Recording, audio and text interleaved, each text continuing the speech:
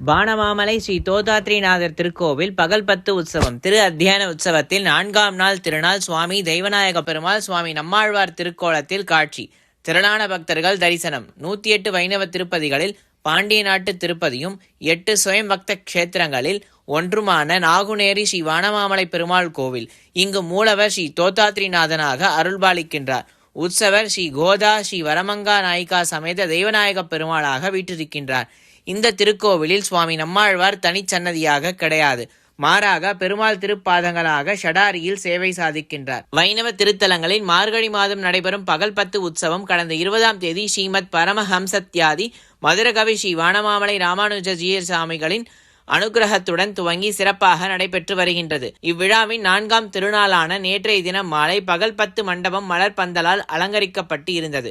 சுவாமி தெய்வநாயக பெருமாளுக்கு சுவாமி நம்மாழ்வார் புளிய மரத்தடியில் அமர்ந்த திருக்கோலம் அலங்காரம் செய்யப்பட்டு உடன் ராமானுஜர், நாதமுனிகள் மற்றும் திருப்பானாழ்வார் ஆகியோர் பெருமாளை பாடும்படி சிறப்பு அலங்காரம் செய்யப்பட்டிருந்தது.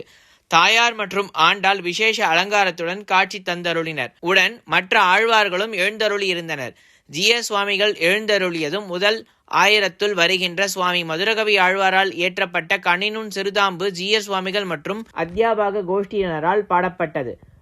சுவாமிகளுக்கு தீர்த்தம் ஷடாரி மரியாதை செய்யப்பட்டதைத் தொடர்ந்து பக்தர்களுக்கும் தீர்த்தம் பிரசாதமானது விநியோகம் செய்யப்பட்டது.